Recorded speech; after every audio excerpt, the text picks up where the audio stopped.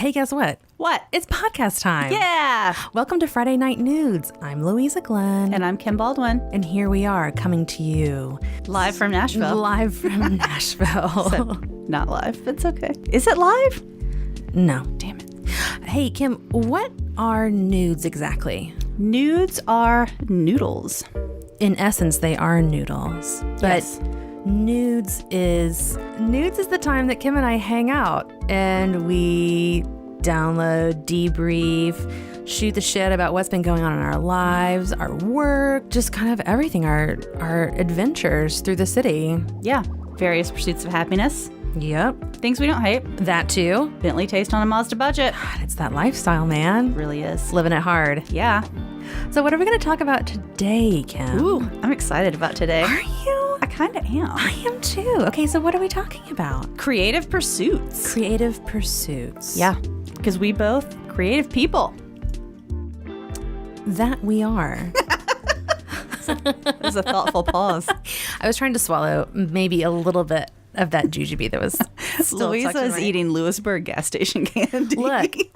Okay, it's trash candy. Legit trash candy. It's legit trash candy. I got hooked on them when I lived in DC, and they are, it really depends quality-wise from box to box what you're going to get. So 5 flavors: lemon, lime, cherry, lilac, What? and violet. No. It's a little bit like eating tiny potpourri gumdrops. No, you're not No. selling this. I know I'm not, but I don't know how you can't sell it. They come in a bright green box. Yeah, I've seen the box. Yeah, they're really hard to find. So I used to buy them at some corner store in DC. It sells garbage candy. And then Man, kiss that Juju sponsorship goodbye. We're never going to get a sponsorship. But I'm referring to it affectionately as garbage, okay? I say garbage with a smile on my face. RIP future sponsor. Look, the fact that you can't find them anywhere, I feel like they're probably not in the market to hand out a sponsorship. But they vary from box to box. So like some of them will be nice and squishy. Yeah. And some of them you have to like crack into with your teeth. Okay. They stick in your teeth. Sure. You have to pry it out with your fingers. Sounds great. Oh, it's so good. So yeah, they were for sale in Lewisburg when I went down over the weekend, and they were 4 for $4. So you bet your ass I bought 4 boxes of those. Car candy. It is. It is car candy. Stuck in your throat, too. I know. Extreme car candy. You're coated in this candy.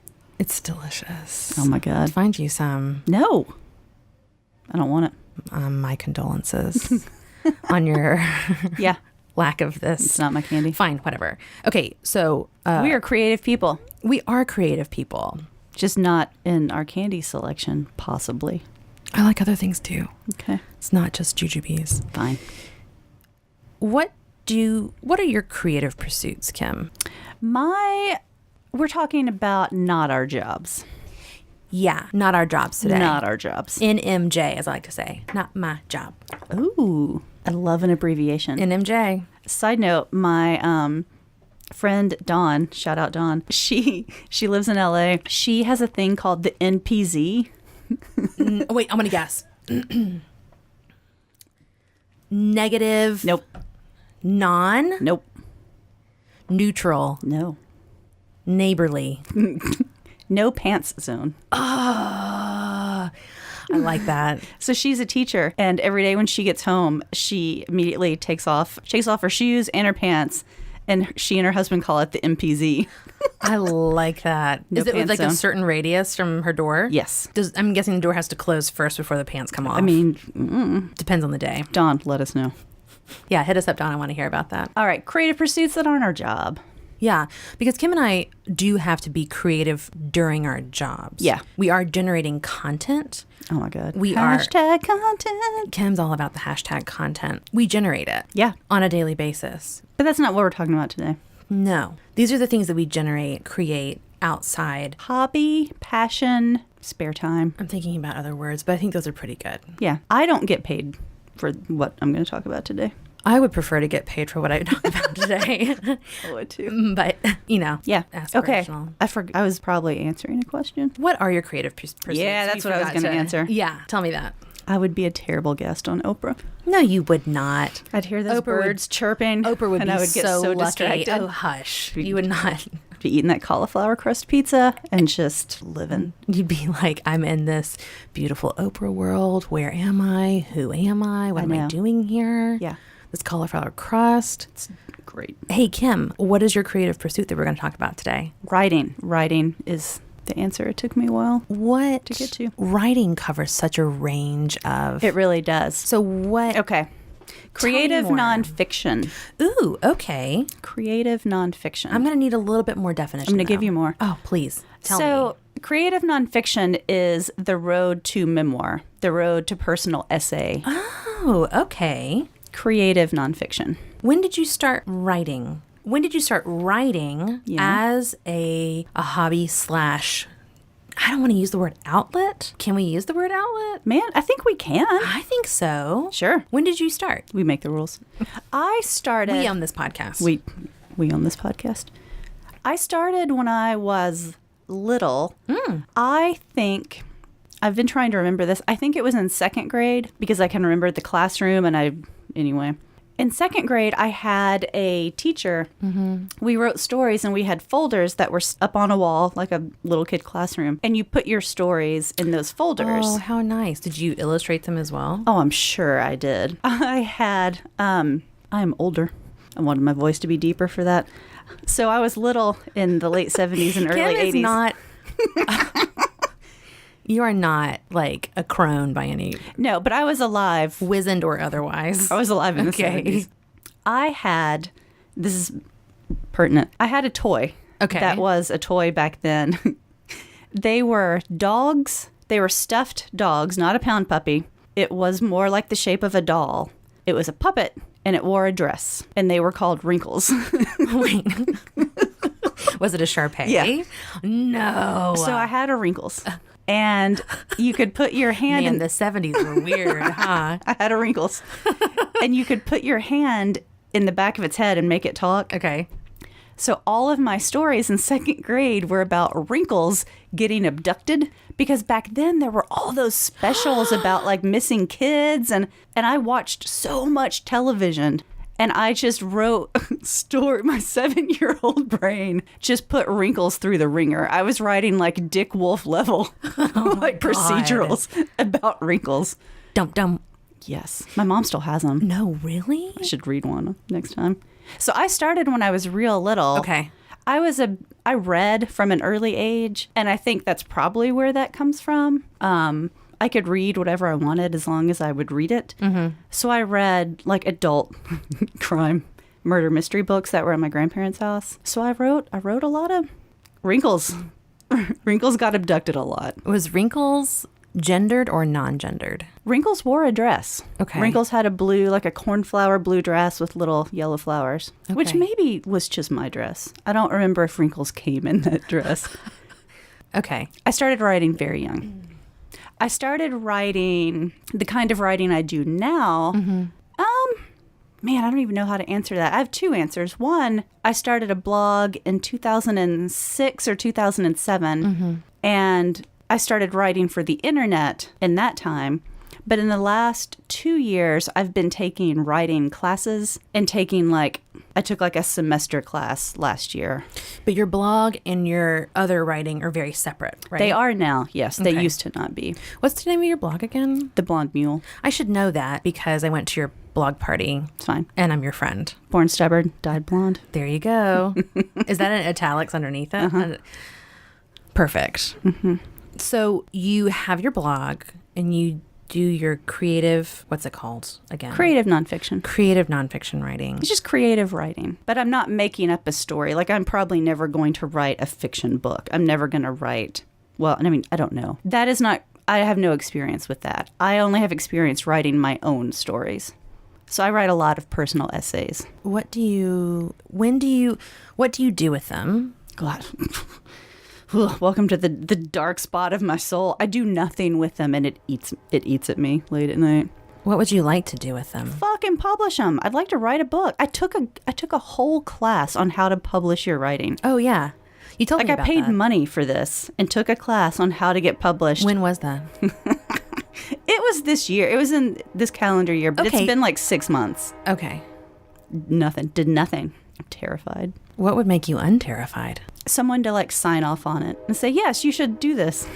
You've read your essays. Yeah, actually 2 people have done that. Well, I'm just bringing that up to say I want to ask you some more questions about this. Let's go. I'm just like combing through my list. Gosh, that is an aggressive train. It's a real aggressive train. Okay, Kim, so you took these classes about learning to how to publish, right? So like all the steps leading up to publishing a piece of work or a body of work, right?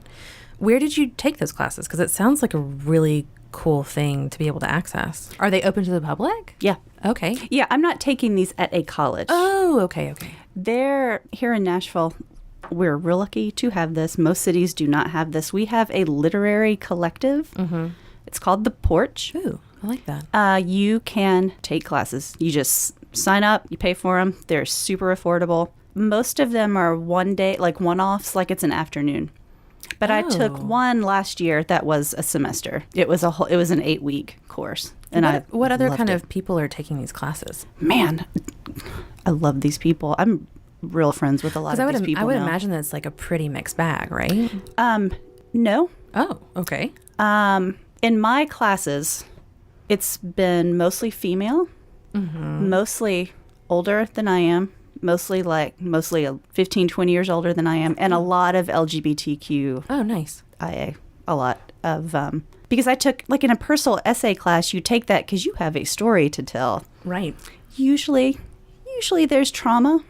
Yeah. So, that in my limited experience tends to be women who have lived some life, some Southern life with anywhere ranging some between obstacles, some life and a whole lot of life, I would imagine. Yeah. Cool. Mm-hmm. They're great. My teacher, Susanna Feltz, I wrote a real hard essay that took me 8 weeks. I just kept revising it and reading it to the class and revising it and reading it. And you just did that one essay for the entire class? Yes. Wow. And she edited it for me. She has continued to help me, which she does not have to do. I mean, I should pay her for it. And she's a treasure in our community, and I love her a lot. What would it take for you to submit your essay to somewhere? Man,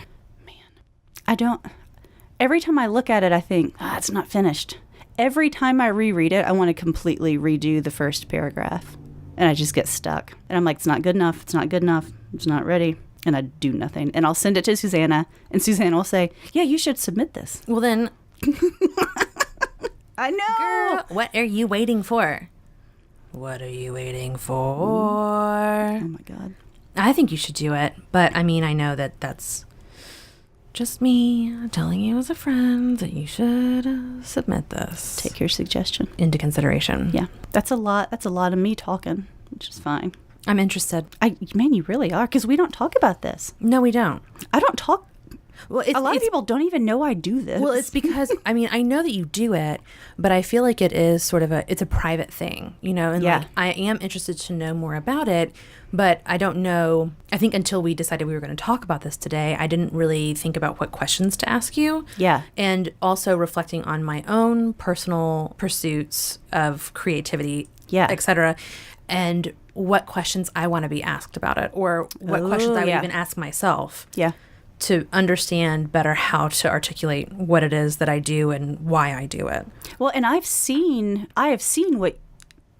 your creative pursuits. Yes. I've seen them with my eyes. It's a different tangible product than yours is. But no one has read what I've written except Susanna, my teacher, and the people that were in the class that heard me read it aloud for 8 weeks. And I think that's why, because you're so private about it, and I'm not hating on it. It's not ready. It's not ready. It's totally ready. It's totally ready. What if you submitted it and you just didn't tell anybody that you submitted it? Oh, I wouldn't tell anybody, period. Okay, well then. I know. I'm not trying to give you, I have built a tiny little fire and I'm holding Kim's feet to it. It's fine. I will remove your feet from the fire, but I'm just saying that I think it's worth you sharing. It is. I know. I like things to be perfect. I know. Which is unattainable. We're going to be talking about the Enneagram at some point. Oh my God. In the future. Number 1. Kim is a hard one. Hard one. Do you even have any wings of anything else? My wings are one. It's the same as Taurus. I'm like a Taurus.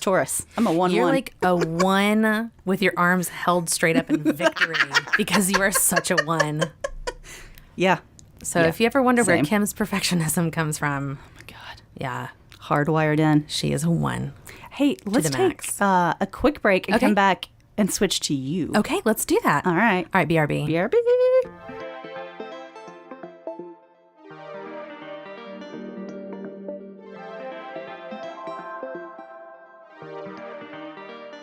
We're back. Hi, Hi. Louisa. I'm here. Let's talk about your creative pursuits. Bring it. What do you want to know? Tell the people what you produce creatively. That's not your job. That Okay, people, what I produce that's not my job. People. Nudists. Nudists. What I produce that's not my job is visual art. What does that mean? What that means is what I really like to do is paint. And I've painted for forever. Like when I was growing up. Really? I didn't know that. Oh, yeah. I thought you started in D.C. No. I'm getting there. Get there. So when I was growing up, we read a lot of books, made a lot of art, didn't watch a lot of television. So like this is when I kind of jokingly referred to my upbringing as being sort of a mole person. Because I know like Beethoven symphonies and like records and literature and stuff, but I've never watched An after school special. Yeah. I've never watched a full episode of Saved by the Bell or like I have never seen an episode of Fresh Prince. Oh. Because there were always so many other things to do besides watch television. Also, there was a policy where it had to be appropriate for everybody. Oh. And my sister is a lot younger than I am. So Okay. I watched Arthur until I was like 15 years old. I loved Arthur. Wait, you mean the cartoon? Yeah, PBS cartoon. Oh, I'm okay. Are you thinking of something that I've never heard of? Yeah. So nudists, when you hear me say what about something that's pop culture, that's why. Thus, that gave rise to the Tale of Two Quincy's last episode. So I was like, I know about John Quincy Adams, but who's this new Quincy? A modern day Quincy. Anyway, so when I was growing up, we weren't allowed to have coloring books. Okay. Because we didn't want to color inside the lines. Oh, wow. Right. So I had something called the anti-coloring book, which was like... That's like a product? Yeah. Okay. And it's just like, here's this fancy outline of a frame. Draw the, a portrait of you as a royal... Whoa, I would have loved that. thing. So you got to like color in the frame, but then do this crazy portrait of yourself as like a queen or a whatever. Whoa. Yeah. I had no idea. A marquis. They didn't sell that at Walmart. I don't know where these came from. Also grew up with a lot of like the Waldorf toys. So like my dolls. I don't know what that means. Hearth Song catalog.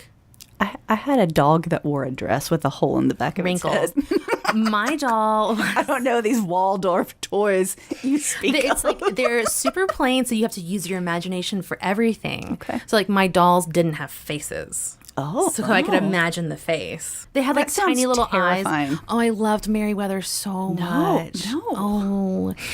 So again, ripe for imagination, creativity, I'm going to let this etc. go, but I'm going to have follow-up questions about your faceless dolls. Okay.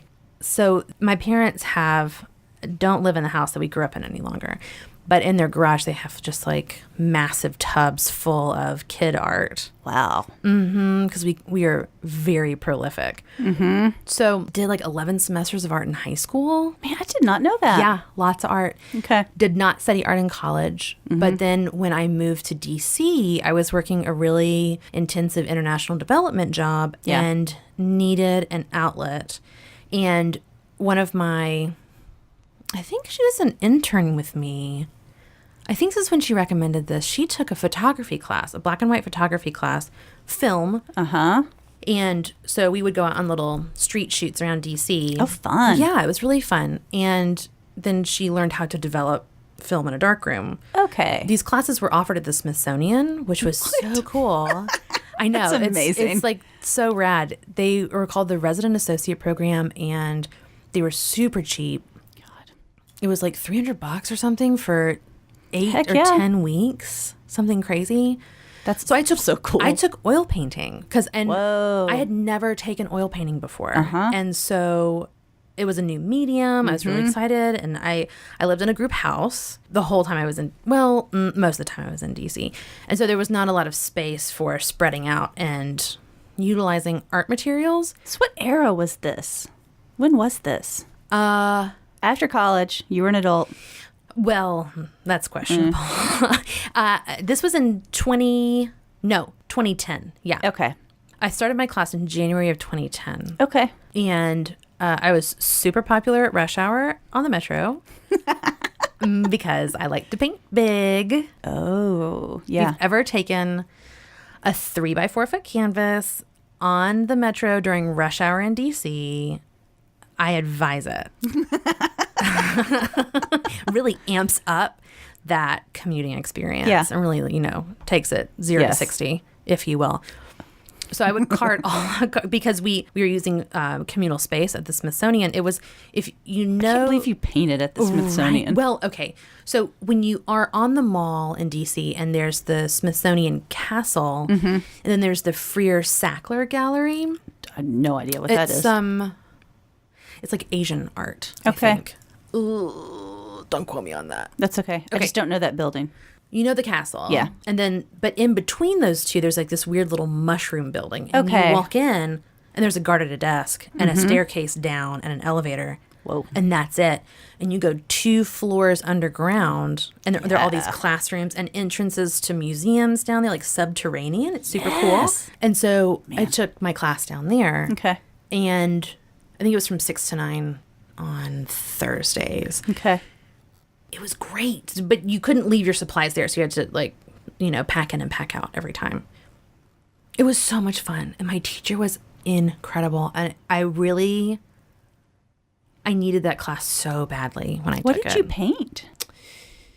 I was really into emotional drips at that time. I don't know what that means. I just it was sort of like abstract expressionist-y. Okay. Very different from what I'm producing, what I'm creating now.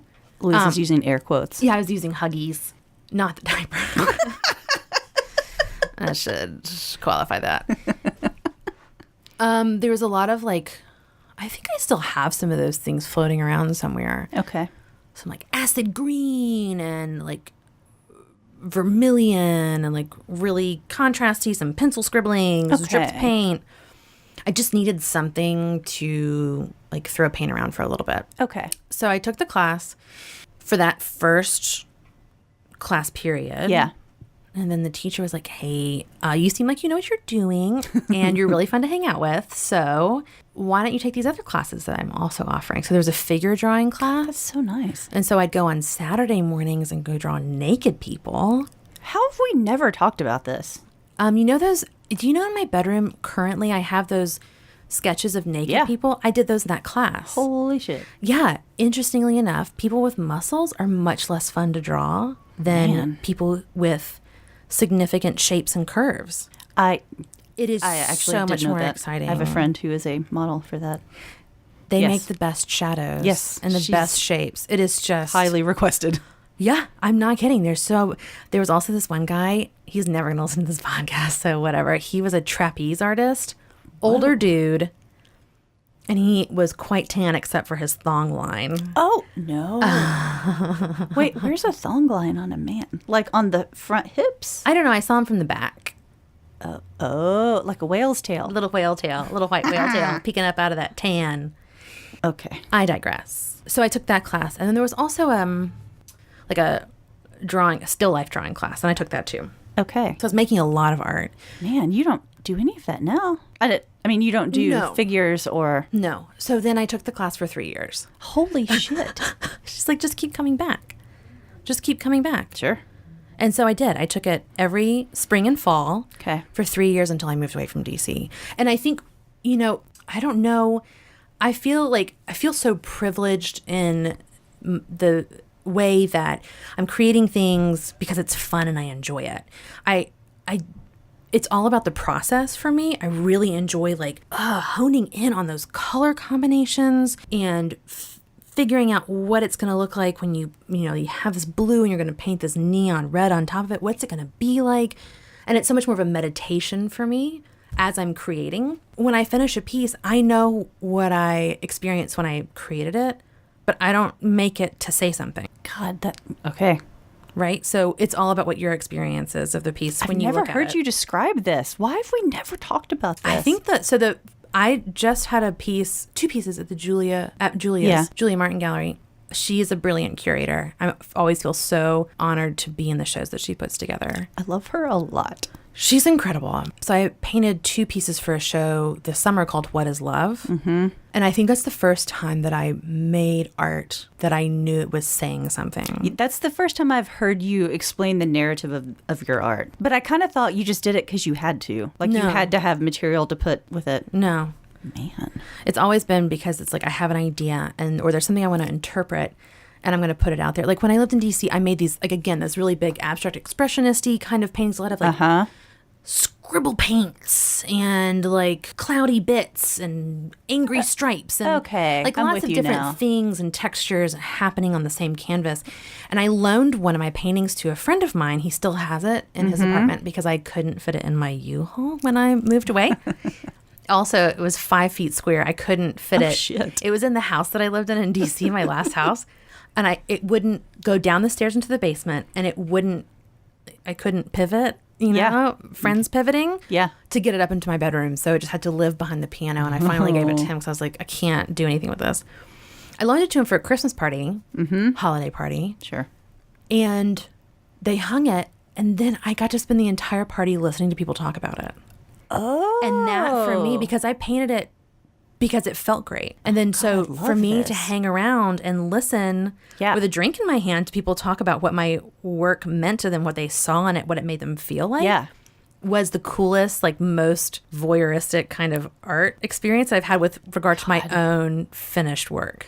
That I would be terrified to do that. Oh my God, it was so fun. I'll be not in this room if you need me. If people said they didn't like it, I was just like, I don't care. Yeah, get your eyes checked. It didn't matter. It doesn't matter. God. Okay. There's this artist that I super love who's French. I think I told you about this, maybe. I don't know. She's an enigma, and I'm fascinated by her. And the birthday present person? Yes. So she hosts a birthday party every year and puts all of the presents she receives in a glass case on display in her apartment. Incredible. She also called a private investigator. Oh my God, that's right. This is so good. The best story. And this is kind of what I felt like on a much lower level. Yeah. She called a private investigator and said, my husband is cheating on me with this woman. I need you to follow her and tell me everything about her.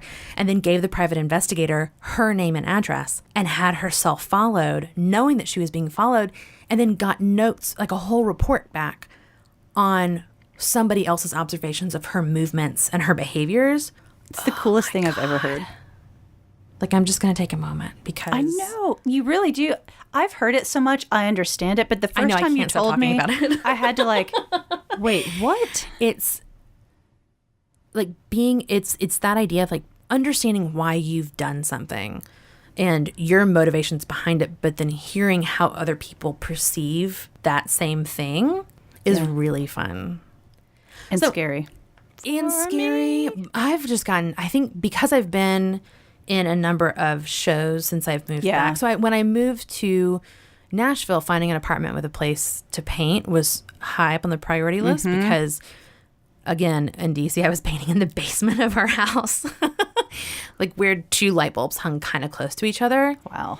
And I had my first solo show in a coffee shop in DC. It was so fun. I bet it was. I hung shit up that was still wet. You did. Had to go on an international trip like a week beforehand, came back, finished slinging these pieces together. I was like, so can I put up a little barrier around it? Because if someone bumps into this, it is tacky.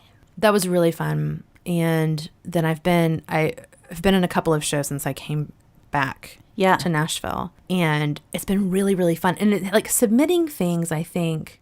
Oh, yeah. Because I have to do the same thing. Uh-huh. I don't know what, like, competition level-wise, like how creating visual art compares to writing and what kind of criteria you're being evaluated on. But it does. I remember the first email that I sent to put my work in front of a gallery here in Nashville. And I was like, hi, my friend told me to email you, and here's my stuff. I don't know if you like it. I don't know. Maybe it's okay. I don't know. But just tell me if you like it. Okay, bye. I mean, like, so, like, half step forward, half step back. Like, I don't know what I'm doing. Yes. But what I think is really exciting to me, because my pieces are, like, very solid, tangible snapshots of what I was doing at that time. Okay.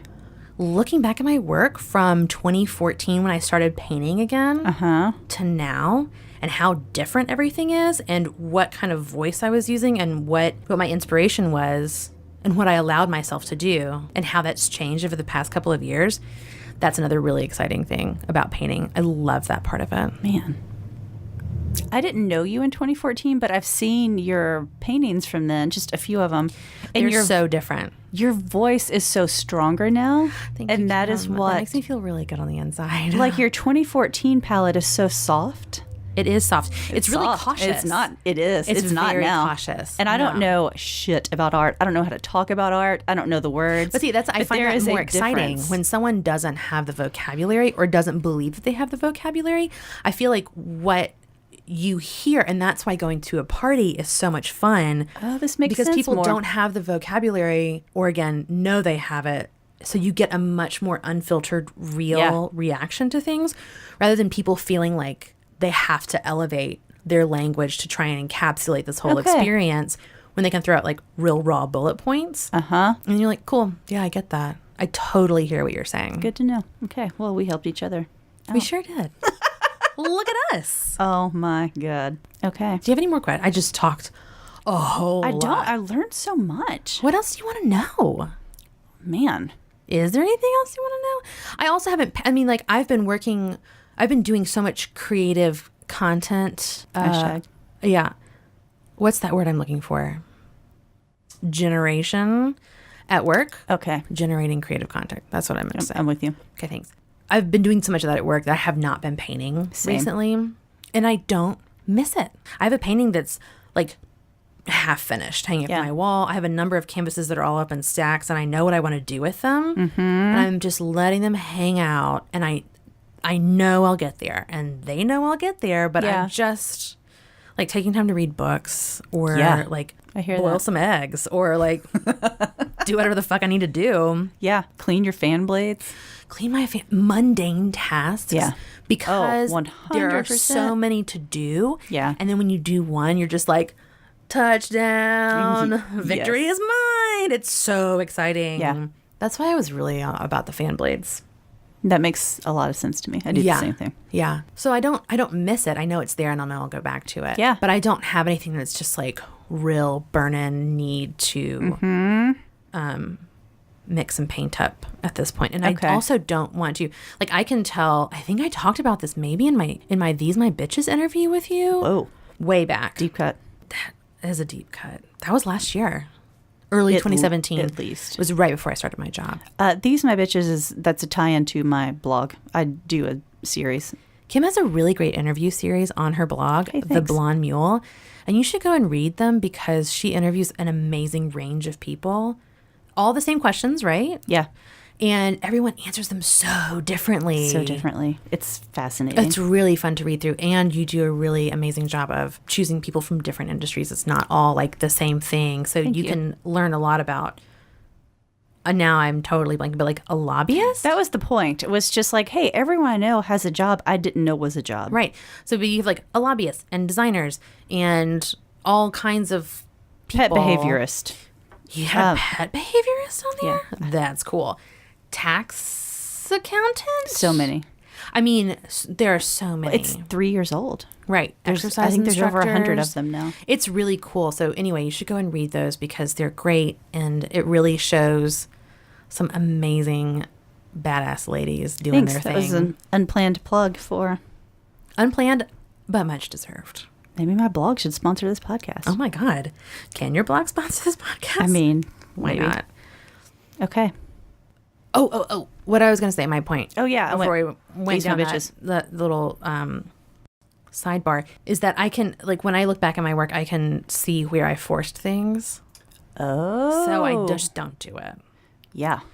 Because it's not as authentic as I want it to be. It doesn't feel well thought out. It doesn't feel like pushing just a little bit on the envelope. Not too much, just a little bit. And I can really tell where I've like scaled back or like tried to finish something when I just really didn't need to. So that's kind of why I've left these things alone. And I have all these really exciting starts, and I am excited to finish them when the time comes. Yeah. So, Okay. yeah. So my living room is like half sofa. Oh, it's a lot in there. It's a lot. Let it never be said that I'm a minimalist. There's a lot going on in there, but I've got a big old cart of paint, and Oh, yeah, you do. It's just there. Yeah. It's just waiting in the wings. Yes. So, yeah. Man, I learned a lot. I learned a lot about yours too. It's exciting. Learning about each other. Always learning. Let's take a break and Okay. come back with something we didn't hate this week. All right. Be back in a minute. Bye.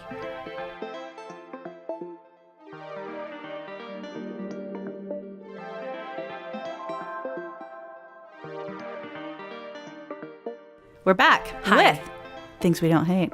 Things we don't hate. Louisa, what's the thing you don't hate this week? Oh my God. I didn't hate arriving in style. I don't know what that means. Okay. So I went to my friend Kevin's wedding. Oh my gosh. That's right. Right. Shout out Kevin. Kevin and Billy. Kevin and Billy. Together forever. In wedded bliss. So their wedding was beautiful. It was at Dyer Observatory. The pictures were gorgeous.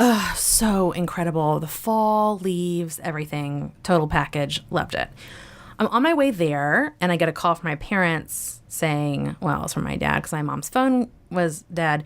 Hey, can you come down from the wedding venue and pick us up? The car died. Oh, no. So I was like, well, no, I'm on my way there. I'll grab you. So I am on the street going up to the observatory, and there's no shoulder there. There's no lay-by. So my parents' car is just like sort of marooned there on the side of the road. Oh, man. And so my mom's like, I'll come up with you. And my dad says, I'll fix this. Like I fix everything. Blah, blah, blah. Being a real curmudge. Shout out to Wayne Glenn. Love him. So I take Blair up to the wedding venue, and then my sister comes, and we're all hanging out as a little fam, and everyone sits down, and the wedding is about to start. Well, yeah, and hear this massive engine noise coming up the mountain. This is funnier if you've met Louisa's dad. And it's Wayne Glenn arriving in a tow truck. No, he did not. Yeah, and so the wedding is out in front of the observatory, and He knows better. the drive is out there, and so this massive tow truck comes in, and so the reason he's there is because the tow man will not take a credit card. He only takes cash or check. And my dad only has a card. So he's like, hey, drive me up there and we'll see if my wife has a check. And Blair is mortified because literally everyone has sat down. Kevin, I'm so sorry. The processional music has started. Like, we're go time. And so Wayne's like, Blair gets up to go deal with him, and I hear these little mutterings, and then the tow truck starts backing up, and it's like, beep, beep, beep. And all of these people are like craning around. What the fuck is going on? My parents' car's in the back. My mom's like, get out of here right now. And she's like sitting next to me, all like hunched over with her eyes just pinched shut. And my sister and I are holding her elbow and like stroking her arm, like, it's gonna be okay. As the tow truck, like, beep, beep, beep. Oh my God. And so anyway, Wayne went and they went to an ATM and got the cash and blah, blah, blah. But then all this other shit happened. They come back to the wedding, and my dad spends the rest of the evening talking about consensual versus non-consensual towing. Sure. Because I've heard all about this. the non-consensual towing is when he learns so much. Wayne Glenn has the soul of Ron Swanson, right? I mean, like, he is, I think he doesn't call himself a libertarian, but he sort of is, like a woodsman, gentleman, servant, civic servant, civil servant type thing. Always looking out for the good of humanity. Yeah, 100%. Right. So This is twice in a month he's been towed. The first time was non-consensual, and he was so upset about it. I mean, livid. And we had to go to the tow lot to pick it up. We had to pack everybody into my tiny little marshmallow car. That's crazy. But the best part is we very much had to pick it up in a timely fashion because Anna's birthday cake was in the back of the car on ice. And my mom was like, well, she has to have her birthday cake. So anyway, also consensual towing is much cheaper than non-consensual towing. The more you know. FYI, it's less than half the cost. So anyway, it's my PSA about towing. And also, I didn't hate arriving in style. Boom. Kim, what didn't you hate this week? Okay. Tell me. I'm so excited. Fired up Netflix. Okay. Paint my nails probably. Yes. And there was this big header for this thing called The Bodyguard. Excuse me? Wait. And I look, this mole person knows exactly what you're talking about. Is this the Whitney Houston thing? No. Was she in a movie called The Bodyguard? Yes. Oh, thank God. Okay. I was worried that I had really lost the plot there. No, it's okay. Have I seen it? No, but I know about it.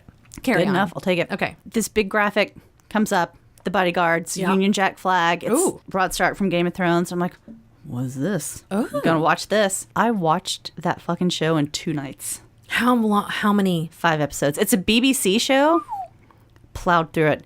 Ooh, He mystery? is Murder. No. What? He's a bodyguard. bodyguard? And he is Somehow in my brain, I was confusing lifeguard and bodyguard. I don't know how that just happened. There's no drowning. Oh. Nobody drowns. I was like, those beaches are rocky. Oh, okay. I'm with you now. Bodyguard, not a lifeguard. Lulz. He is the bodyguard for the Home Secretary. Yeah, heard of it. And yeah, it's a lot happens. A lot. It's current. It's from 2018. So the political climate's current. Events are current. Technology is current. Technology is current. Oh, very important. It is fucking great. I watched it. I watched it this weekend. That down. The Bodyguard. The Bodyguard. It's like the top thing on Netflix. Man, Is it just for Netflix? Well, I think I read a little thing on it. It aired. It's a BBC show that Netflix picked up. I don't remember why. Netflix somehow got distribution rights. Sick. Didn't hate it. And so you did it while you were doing These My Nails? Yeah. Because your nails look bomb. Thanks. They look so good. What color is that? Do you know?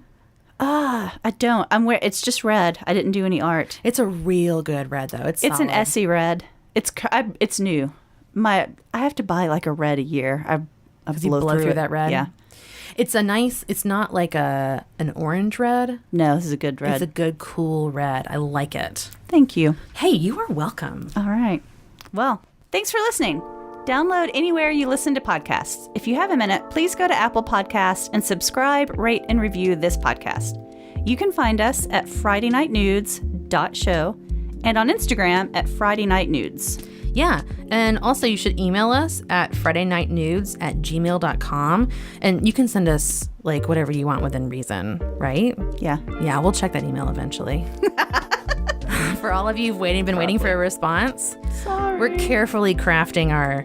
The music you've been hearing in the breaks and in the intro is by Upright T-Rex. This podcast is brought to you by We Own This Town. Thanks for listening, all you little nudists, and we'll be coming at you again soon. Bye. Bye.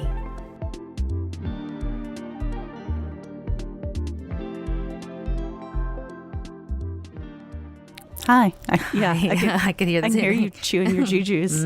I've swallowed them already. Okay. Are they stuck in your teeth? No, I picked them out and ate the remains of the day.